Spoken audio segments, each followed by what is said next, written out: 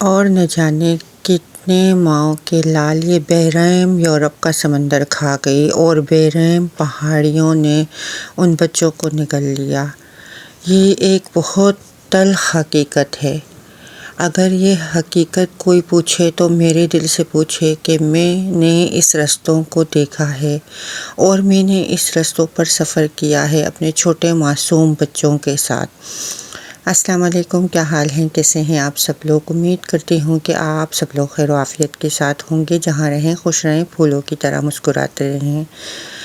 جی ہاں، یہ ایک تلخ حقیقت ہے کہ یورپ کے خواب جو ہے نا ہمیں اسی طرح لے ڈوبتی ہے، لیکن کہیں تو ہمارا قصور ہوتا ہے، لیکن کہیں ہمارا قصور یہ ہوتا ہے کہ ہم ایجنٹوں کو سمجھ نہیں پاتے۔ میں نے اپنا یہ چینل صرف اسی لیے کریٹ کیا تھا کہ میں لوگوں کو اویئرنیس دے سکوں کہ جو غلطی ہم نے کی تھی اور جو ہمارے ساتھ ہوا تھا انجانے میں، وہ کسی اور کے ساتھ نہ ہو۔ جیسا کہ سب کو میری کہانی تو پتہ ہی ہے کہ کس طرح میں پاکستان سے اپنے 4 بچوں اور ہسبینڈ کے ساتھ اور اسپیشلی ایک 20 دن کے بچے کے ساتھ گھر سے نکلی تھی۔ ایجنٹوں نے ہمیں یہ کہا تھا کہ آپ کا ویزا لگ چکا ہے اور آپ جرمنی جا رہے ہیں۔ جب ہم گھر سے فٹافٹ ہمیں کال کی کہ نکلو، ابھی آپ کی فلائٹ ہے، تو ہم حیران و پریشان ہو گئے تھے، لیکن ہمیں انہوں نے فٹافٹ نکالا اور پھر ہم ان کے ہاتھوں میں آ گئے۔ پھر انہوں نے ہمیں بائی روڈ کی ڈنکی لگوائی اور کتنی مشکل ڈنکی کہ ہمیں 1.5 سال پہنچتے سوئس میں مجھے اکیلے لگا اور میں اپنی فیملی سے بچھڑ گئی تھی۔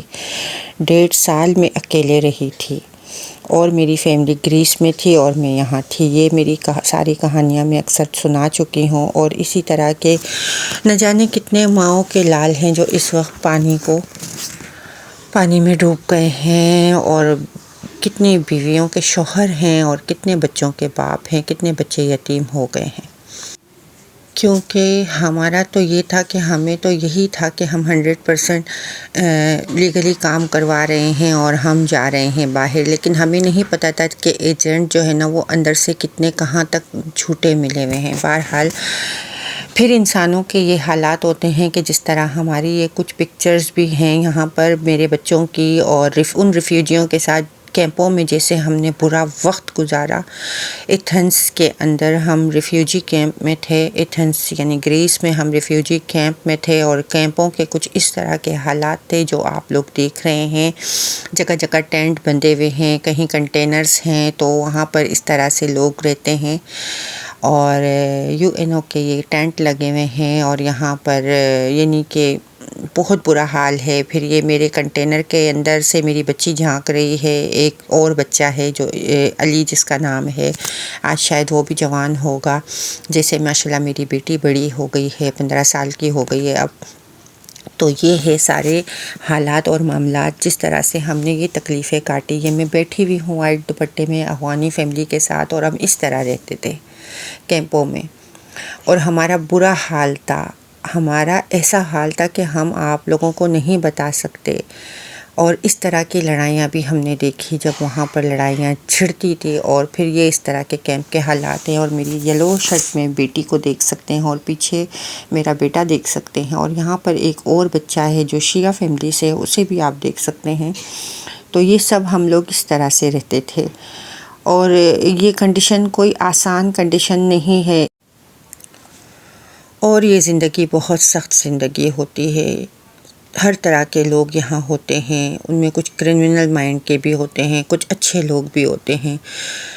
یہ وہ ڈنکی لگ رہی ہے جس طرح سے لوگ ڈنکی لگاتے ہیں پہاڑوں سے، اور پہاڑوں پہ رات بھی گزارنی ہوتی ہے، اور بہت مشکل اور بہت سخت راستے ہوتے ہیں، اور پتہ نہیں کتنے کتنے دن ان پہاڑوں کے اوپر چلنا ہوتا ہے۔ کبھی آپ کا بچہ کس کے پاس ہوتا ہے، کبھی کس کے پاس ہوتا ہے، کیونکہ آپ خود اپنے بچوں کو نہیں سنبھال سکتے۔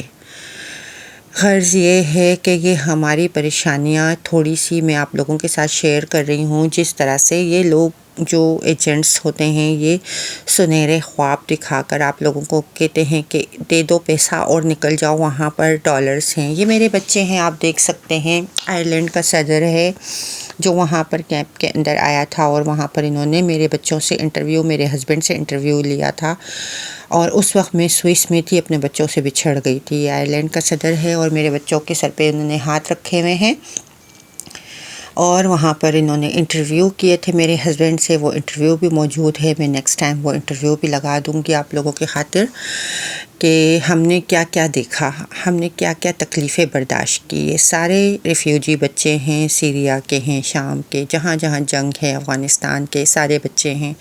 اور ان بچوں کو یہ تسلی دے رہے ہیں اور ان فیملیوں کو یہ تسلی دیتے ہوئے، اور انہوں نے ان کی سب کے انٹرویوز لیے تھے اور پھر انہوں نے ہمارے لیے بڑے اقدام کیے تھے، بہت اچھے اچھے کام. یہ وہ مشکل ترین سفر ہے جہاں پر اس طرح سے لوگوں کو لے جایا جاتا ہے.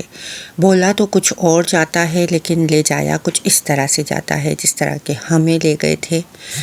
ہمیں کہا گیا تھا کہ یہاں سے آپ بالکل بائی ایئر جاؤ گے اور ڈائریکٹ جرمنی میں پہنچ جاؤ گے. ظاہر ہے آپ لوگوں کو اتنا تو پتہ ہی ہوگا کہ ڈائریکٹ تو کوئی نہیں پہنچتا، لیکن یہ ہے کہ پھر بھی اسٹے ہوتا ہے ہوائی جہاز پہ. لیکن ہمیں تو ان کشتیوں کا اور ان چیزوں کا اور ان رستوں کا تو پتہ ہی نہیں تھا کس طرح سے انہوں نے ہمیں دھوکے سے نکالا.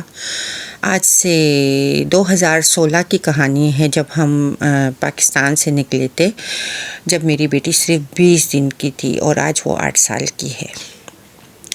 تو وہ تکلیفیں جو ہم نے کاٹی تھی نا وہ میں بتا نہیں سکتی. ہمیں کس طرح سے انہوں نے کشتی میں ڈالا تھا اور کشتی کے اندر بہت چھوٹی ہوا والی کشتی تھی، بہت چھوٹی. 9 لڑکے پاکستانی اور تھے، میری فیملی تھی اور ہمارے ساتھ ایک کردی ان کا ہی بندہ تھا اور ایک کشتی والا تھا. انہوں نے ایک ایسے جزیرے پہ لے جا کر ہمیں بیچ دریا میں آدھی رات کو چھوڑ دیا تھا کہ جہاں پر نہ بندہ نہ بندے کی ذات. بڑا اونچا پہاڑ اور کھڑا پہاڑ اور وہاں پر ایڈونچر کی طرح وہاں پر ہمیں چڑھنا تھا. جب میں چلائی تو اس نے اسی وقت کہہ دیا تھا کہ ابھی میں یہ ہوا والی کشتی کو پھاڑتا ہوں اور آپ سب لوگوں کو یہاں پر پانی کی نظر کر دیتا ہوں. اور یہ بات حقیقت ہے کہ جتنے بھی لوگ ہیں جن کے ساتھ جو حادثہ ہوا ہے، میں اس سب حادثے کو مانتی ہوں کہ یہ جو لڑائی لڑی ہے 2 ایجنٹوں نے، دو گروپوں نے اپنے درمیان یہ جو لڑائی لڑی ہے، یہ سب سچ ہے. کیونکہ ہم نے جو کچھ دیکھا ہے، جو برداشت کیا ہے، جہاں جہاں جو تکلیفیں سہی ہے وہ ہمیں پتہ ہے اور ہمارے دل کو پتہ ہے. یہ دیکھ رہے ہیں آپ لوگ جس طرح سے گروپس میں لوگ آ رہے ہیں، یہ تو بائی ڈے ہے، لیکن دن میں کوئی سفر نہیں کرتا، راتوں میں یہ سفر ہوتا ہے. دن میں پہاڑوں میں چھپ کر بیٹھنا ہوتا ہے اور جنگلوں میں چھپ کر اور پہاڑوں کی چوٹیوں پہ جہاں برف پڑی ہوتی ہے وہاں آپ نے اتنا تکلیف سفر دیکھا ہے، اتنا تکلیف دہ سفر کہ میں اس سفر کو کبھی زندگی بھر اپنے بچوں سمیت نہیں بھول سکتی. تو ان ماؤں کے لال جو دنیا سے چلے گئے ان سفر پہ، ہماری نظروں کے سامنے بھی کہیں لوگ اس دنیا سے گئے ہیں. جو ہمارے ساتھ تھے ان کی تکلیفیں ہم نے دیکھی اور اپنی، یہاں تک کہ میری ایک بچی کو بارڈر کراس کر گئے تھے، جو سب سے بڑی میری بچی ہے اسے بارڈر کراس کروا دیا تھا، کچھ بارڈر کراس کروا دیا تھا. اور پھر اس کے بعد جو ہے نا ہم لوگ چلاتے رہے. جب پولیس آئی ہم پہ، وہاں کی بارڈر کی جو فوج ہوتی ہے وہ آئی، انہوں نے بڑی بڑی بندوقیں لے کے ہم پہ تان دیے تھے. تو ہم نے رونا دھونا چیخنا چلانا شروع کر دیا کیونکہ سارے لوگ 65 لوگ بارڈر کراس کر چکے تھے. لیکن مجھ میں اور ہمت نہیں تھی، میں اپنے بچوں کے ساتھ برف پہ گر گئی تھی اور مجھے آکسیجن نہیں، سانس نہیں آ رہا تھا. تو میری فیملی پوری وہاں برف پہ تھی اور میری بچی کو 2 لڑکوں نے بارڈر کراس کروا دیا تھا کیونکہ ایک دوسرے کا ہاتھ پکڑ کر لوگوں کو لے جانا پڑتا ہے. تو میں جب چلایا تو وہ لوگ بیچارے پھر سے آئے ہماری سائڈ. اور میں یہ ایران کے اور ترکی کی بارڈر کی بات کر رہی ہوں. جب ہم ایران اور ترکی کا بارڈر پہاڑوں سے کراس کر رہے تھے، یہ میں تب کی بات کر رہی ہوں. بہرحال اللہ پاک سب کا حامی و ناصر ہو. سب بھی کیئرفل رہیں، کوئی بھی اس طرح سے ایجنٹوں کے کہنے میں نہ آئے. ایجنٹ تو سبز باغ دکھاتے ہی ہیں.